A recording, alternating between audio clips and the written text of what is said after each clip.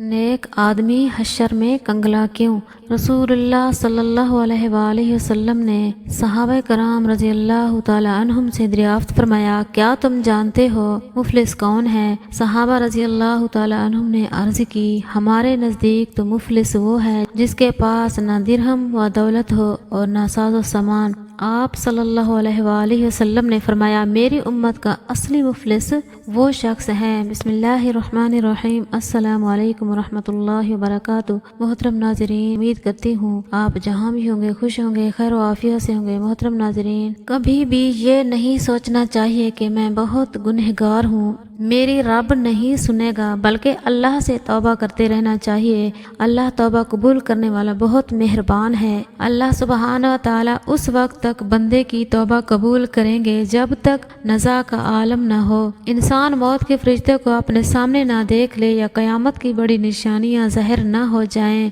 इसलिए कभी भी ऐसा नहीं होना चाहिए, बल्कि जब भी खुद को गलत देखें, जब भी गलती का एहसास हो, अल्लाह की तरफ रजू करें, तौबा करें और कसरत से दुआ करें। इन्नहु हुवत-तव्वाबुर रहीम, बेशक वो बंदों की तौबा कबूल करने वाला, निहायत रहम करने वाला है। रब्बिग़फिर वरहम अंत खैरुर राहिमीन। अगर हम गुजरते हुए वक्त को नहीं रोक सकते तो हम सबको संजीदा होकर अपनी आखिरत के बारे में सोचना चाहिए कि हम अगली जिंदगी की क्या तैयारी कर रहे हैं, क्योंकि ये वाली तो ख़त्म हो रही है और एक दिन अचानक ख़त्म हो जाएगी। तौबा करने की बहुत सी सूरतें होती हैं, लेकिन जो तौबा खौफ में की जाए वही कुर्बत अता करती है। जब तक अल्लाह ताला का खौफ इंसान के अंदर नहीं होगा, तौबा कबूल नहीं होगी। मेरा रब वो है जो मशरिक वालों को देखता है तो मगरिब वालों को नहीं भूलता, जो आसमानों का निज़ाम चलाते हुए समंदरों का निज़ाम चलाना नहीं भूलता,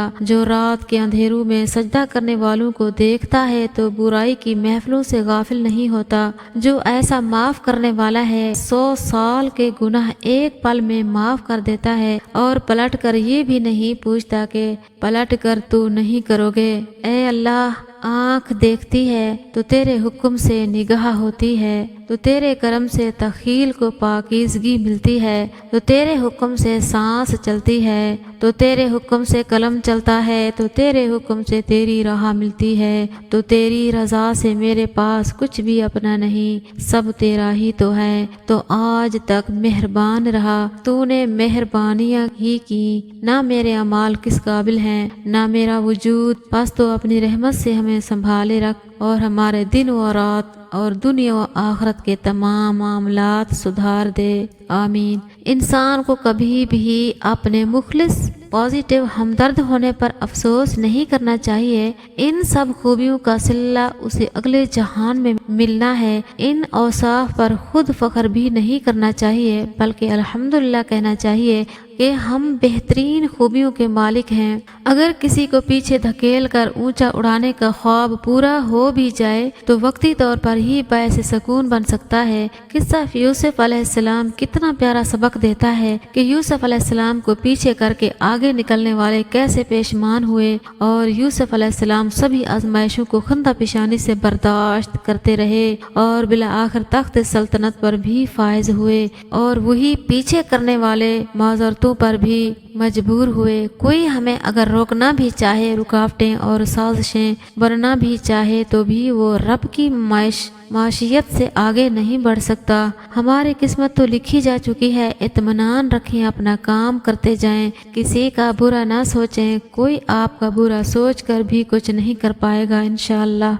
बेनियाजी सिर्फ अल्लाह की सिफत है और बाकी सिफात की तरह उस बेनियाजी की सिफत में भी सिर्फ अल्लाह रब्बुल इज़्ज़त ही की ज़ात कामिल व अकमल है और सिर्फ उसे ही ऊज कमाल हासिल है। बतौर इंसान और बिलखसूस आम इंसान जो कि गुनाहगार भी है, खताकार भी है, वो कभी भी मुकम्मल तौर पर बेनियाज नहीं हो सकता, ना ही दुनिया से और ना उस दुनिया के लोगों से, ना उस दुनिया के साजो सामान से, ना अपने इर्द गिर्द रिश्तों से। उसे खुशी, दुख, गम, गुस्सा, तकलीफ, अजियत, अहले दुनिया की नाकदरी, अपनों की बेहिसी, خود غرضی، دوستوں کی منافقت اور مطلب پرستی غرض ہر طرح کی اچھی بری چیز محسوس ہوتی ہے۔ اس لیے ہمہ وقت دوسروں کو یہ درس دینا چھوڑ دیں کہ تم پرواہ مت کرو یا جو جیسا کرتا ہے ویسا کرو۔ ہر انسان ایک الگ زون اور فریکوینسی میں تیر رہا ہے، سب ایک جیسے نہیں ہوتے، کچھ جیسے کو تیسا کے اصول پر کام کرتے ہیں، کچھ منافقت سے کام لیتے ہیں، کچھ اپنی ہی اچھائی کے ہاتھوں ذلیل ہوتے رہتے ہیں۔ ہر انسان مختلف ہے، بس ایک کام کیجئے، جتنا ہو سکے خاموشی اختیار کیجئے، کمفرٹ زون میں فٹ کیجئے۔ اس طرح کا ایک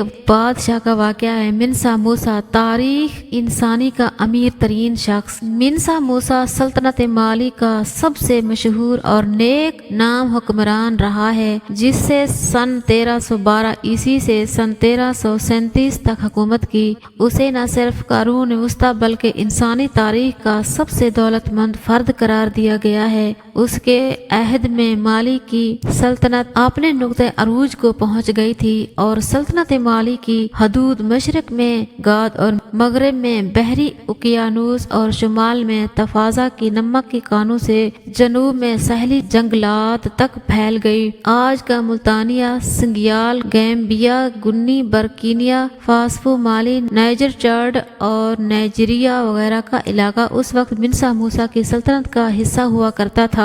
منسا موسیٰ امیر of Mali, lord of the mines of Wangara جیسے القابات سے مشہور تھا۔ انہوں نے مالی کی سلطنت پر اس دور میں حکومت کی جب وہ معدنیات اور بطور خاص سونے کے ذخیرے سے مالا مال تھا۔ یہی وہ وقت تھا جب پوری دنیا میں سونے کی مانگ اپنے عروج پر تھی۔ ان کا اصل نام موسیٰ کیتا اول تھا، مگر تخت نشین ہونے کے باوجود وہ منسا کہلائے، جس کا مطلب بادشاہ ہے۔ منسا موسیٰ کی دولت کا آج کے دور میں تخمینہ لگانا مشکل ہے، پھر بھی ایک اندازے کے مطابق ان کی دولت تقریباً 400 ارب امریکی ڈالر کے برابر تھی۔ منسا موسیٰ کا سفر حج۔ منسا موسیٰ کے دور حکومت کی مشہور ترین کہانی ان کا دورہ حج ہے۔ اس سفر میں منسا موسیٰ نے تقریباً 6500 کلومیٹر کا فاصلہ طے کیا تھا۔ واقعہ یہ ہے کہ جب منسا موسیٰ کو دیکھنے کی خواہش رکھنے والے ان سے ملنے گئے تو ان کے قافلے کو ہی دیکھ کر دنگ رہ گئے۔ لوگوں نے دیکھا کہ منسا موسیٰ کے کارواں میں تقریباً 60,000 افراد شامل تھے، جن میں سے 12,000 ان کے ذاتی پیروکار تھے۔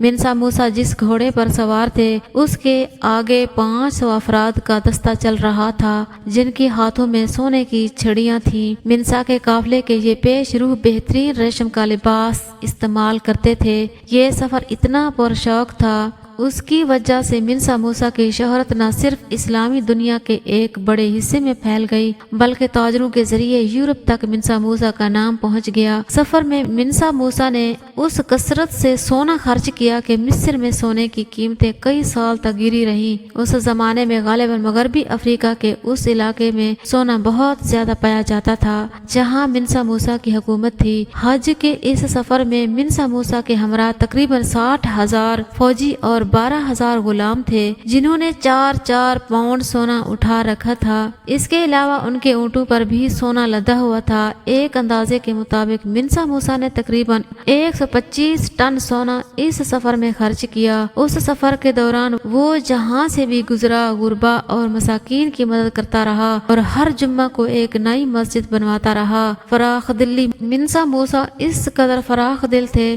کہ جب مصر سے گزرے تو یہ کہا جاتا ہے کہ انہوں نے غریبوں کو اتنے دیے کہ علاقے میں افراد زر ہو گیا۔ منسا موسیٰ مکہ معظمہ میں ایک اندلسی معمار ابو اسحاق ابراہیم الساحلی کو اپنے ساتھ لایا، جس نے بادشاہ کے حکم سے گاد اور ٹمبکٹو میں پختہ اینٹوں کی 2 مساجد اور ٹمبکٹو میں ایک محل تعمیر کیا۔ منسا موسیٰ کے زمانے میں مالی کے پہلی مرتبہ بیرونی ممالک سے تعلقات قائم ہوئے۔ منسا موسیٰ کے بعد مالی کی سلطنت کا زوال شروع ہو گیا۔ ایک ایک کر کے تمام علاقے ہاتھ سے نکل گئے اور تقریباً سن 1854 میں شہر گاد کے سنگائی حکمران نے مالی کی سلطنت کا خاتمہ کر دیا۔ مشہور سیاح ابن بطوطہ نے اسی منسا موسیٰ کے بھائی سلمان بن ابو بکر کی حکومت کے دوران مالی کی مملکت میں 1 سال سے زیادہ قیام کیا اور ٹمبکٹو کی بھی سیر کی اور علاقے کی مالی خوشحالی اور امن و امان کی تعریف بھی کی۔